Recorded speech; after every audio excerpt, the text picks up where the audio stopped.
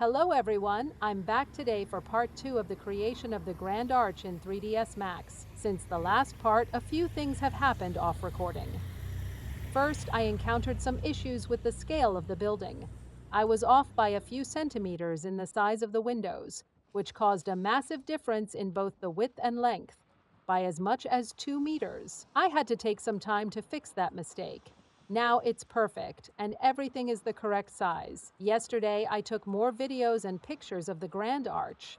I also took some pictures of the wall to create a texture from them. Now I have the first texture for the main wall, and the quality is insane. Here is the texture of the walls. I think it's pretty good, and I also resized the shape of the texture to make it flat. And here is the process of how I made it.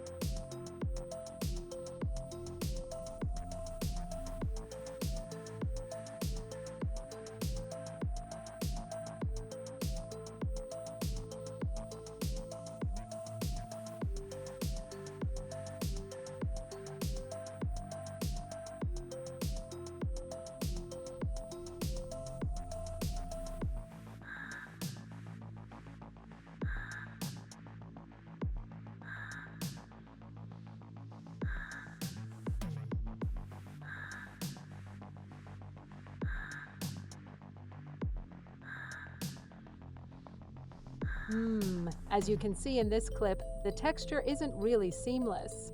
So I tried a few different methods to make it seamless, and it turns out I used a plugin for Paint.net called Blend Seams, which helps a lot when it comes to making textures seamless. I didn't film the process since I wasn't sure if it would turn out great, but it did. So here is the result.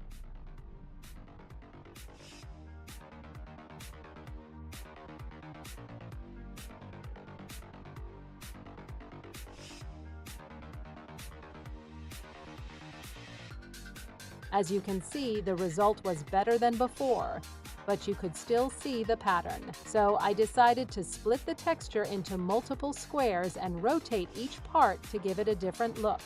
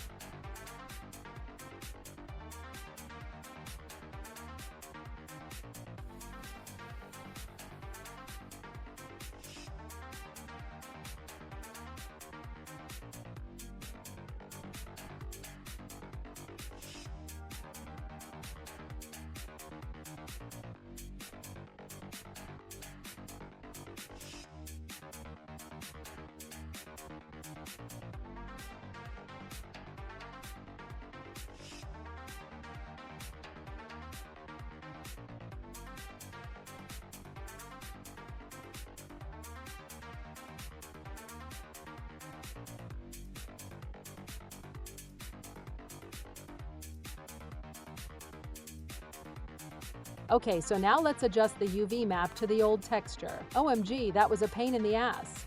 As you can see, I wanted it to be as precise as possible.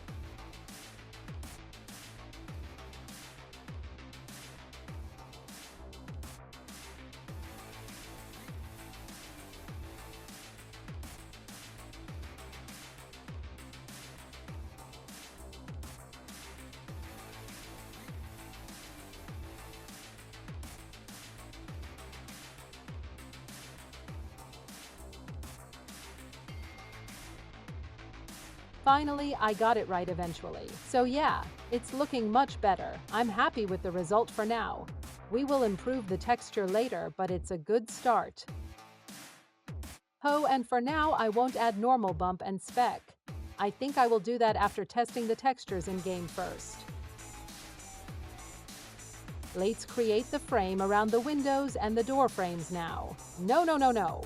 Again, I pressed the wrong button to record. So the last footage of me making the windows and door frames side is gone. Well, sorry for that. Here is the result.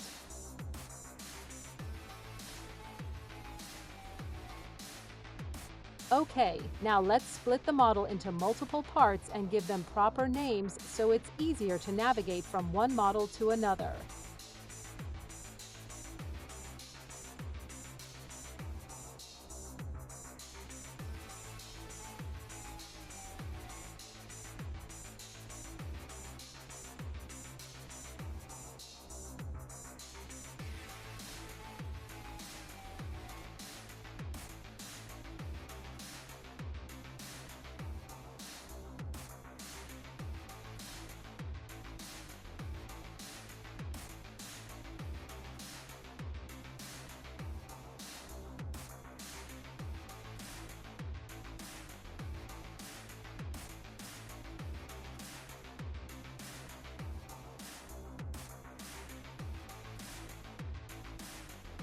Let's also remove the useless models.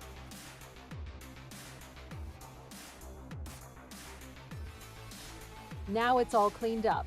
We've separated the model into 5 distinct parts for optimization.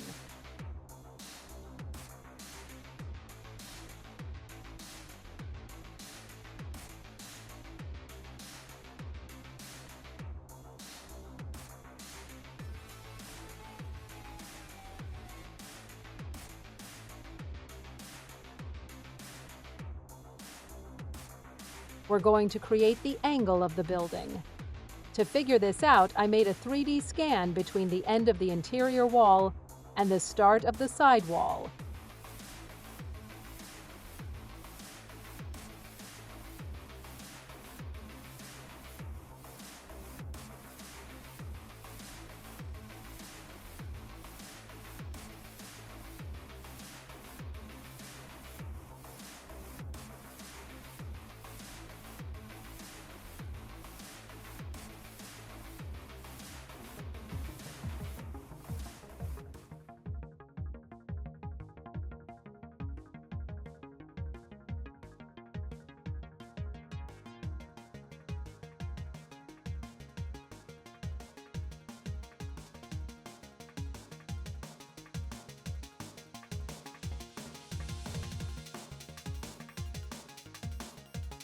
That's weird because even with the 3D scan, the angle feels wrong.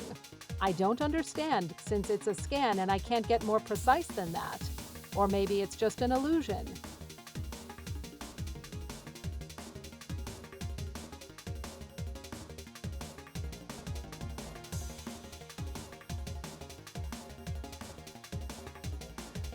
Now you can see me taking a piece of the other wall to make the side. Jibber because the sides are made with the same material. It's just a little bit jabber than the regular square.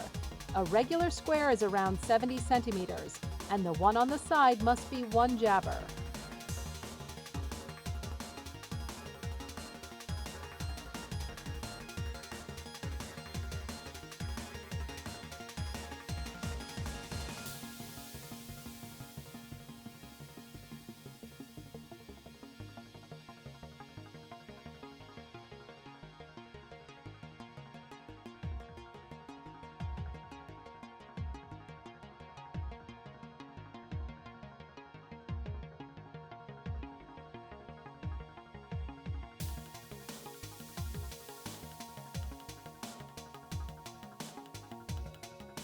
Obviously, I will optimize all the walls later.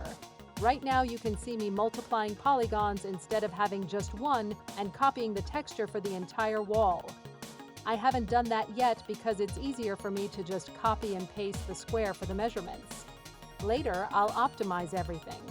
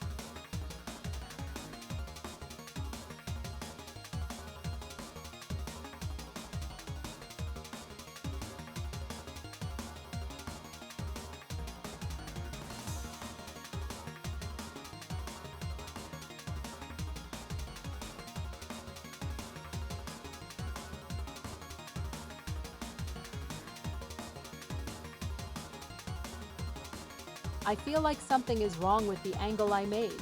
It feels off. I don't know, maybe it's just an illusion since there are no stairs yet. And how could I be wrong if it comes from a 3D scan? So I also took some measurements of the distance between the inside of the arch and the back of it to know where to place the back. So let's make the back now.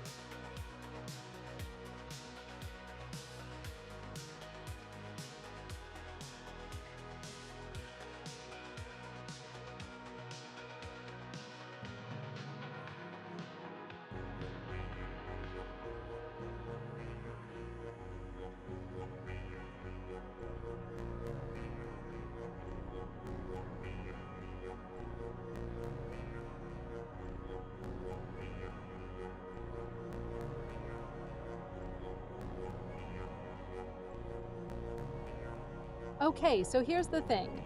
I felt like the angle of the side of the arch was wrong, so I took further measurements to be sure I was right. First, the distance between the inside of the arch and the back of the arch can give me the answer.